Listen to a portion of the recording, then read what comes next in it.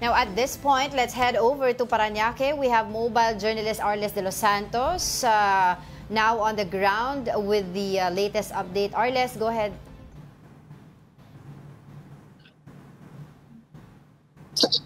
Magandang araw, Angela at Diego. Nandito tayo ngayon sa kahabaan ng Dr. Arcadio Avenue dito sa Sucat, Parañaque City. Kung makikita ninyo ay nagkakaroon na ng kumpol na mga tao dito sa ating paligid.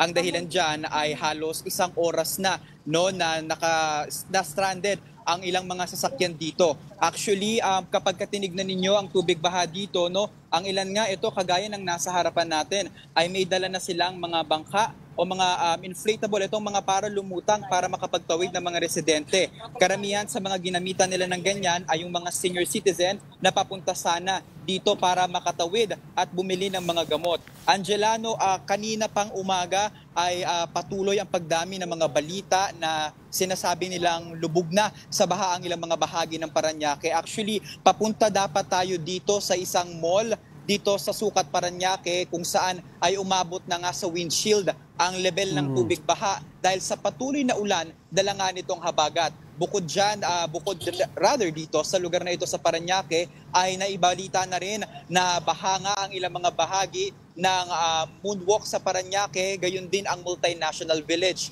Ngayon kapag pumunta tayo o dumako tayo dito sa isa pang bahagi ng kalsada, makikita natin dito sa hindi kalayuan ang ilan ng mga miyembro ng DPWH na patuloy ang kanilang mga effort para nga sana ay maalis ang ilang mga pagkakabara sa mga kanal na daluyan ng tubig dito sa bahagi na ito ng Parañaque. Ayan kasi ang dahilan kung bakit patuloy nga ang paglalim ng tubig dito. Kanina nga nandun lamang sa may gasoline station na yon ang tubig, pero ngayon ay patuloy ang paglapit nito dito sa crossing na ito at ang mga residente dito, ang ilan ay nangahas na tumawid sa kalsada na ito sa kagustuhan na either makauwi sa kanilang mga tahanan o makapunta sa kanilang mga trabaho. Yun lamang mula rito, Angela at Diego.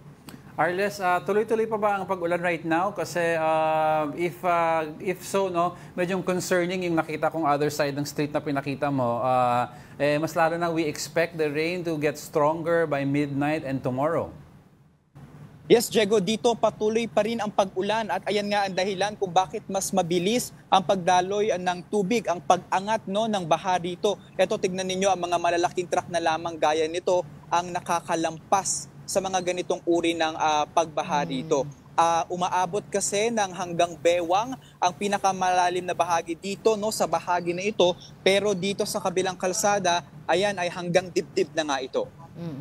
Arles, yung mga lugar na nabanggit mo na lubog ngayon sa baha, yan ba ay mga typical na lugar dyan sa Parañaque na talagang bahain na? At meron ka ba mga information tungkol na ba dun sa mga areas na dati naman hindi binabaha pero ngayon baha na?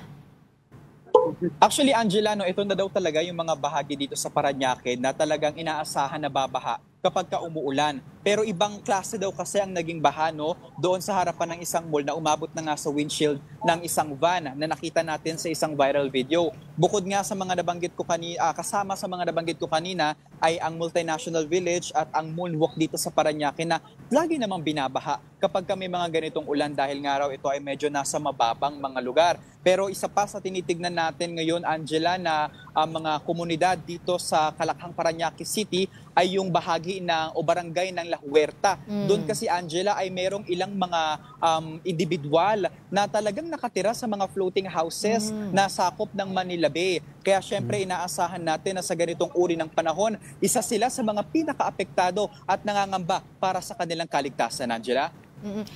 Ulit, paki-clarify na lang, Arles, yung kumpulan ng mga tao ngayon dyan sa likod mo. Are they just commuters passing by o humihingi ng ayuda?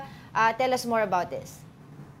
Dito, Angela, makikita natin ang ilang mga motorista, sila ngayon ay sinusukat ang lalim ng tubig kung kakayanan nga ba ng kanilang motor na lampasan ang baha na ito. Ito, sabi nga nila, stranded daw sila rito. Dito naman sa ilang bahagi, syempre may ilang mga residente na gustong makita ang nangyayari dito. Pero kapag naglakad pa tayo ng konti dito sa kahabaan na ito ng Dr. Arcadio Santos, ay makikita natin ang mahabang pila ng mga sasakyan na mahigit isang oras na nga na naghihintay na makalagpas dito sa bahagi bahagi na ito na sana daw ay humupa ng baha para sila ay makadiretso sa kanilang mga pupuntahan. Mga ilang oras na sila stranded dyan, yung mga nagkukumpulan na tao na nabanggit mo kanina, Arles? At do we see also mga local government officials there para to mitigate yung mga nangyayari dyan sa mga residente?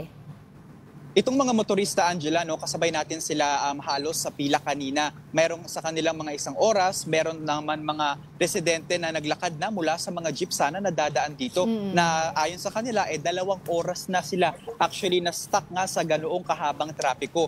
Ngayon ay pananiniwalaan natin at nakumpirma lamang natin kanina no, na DPWH, NCR ang nagpunta na dito para tumulong nga sa pagtanggal o pagdeclog ng mga kanal at pagtawid ng mga senior citizen na residente sa nasasakupan ng barangay na ito.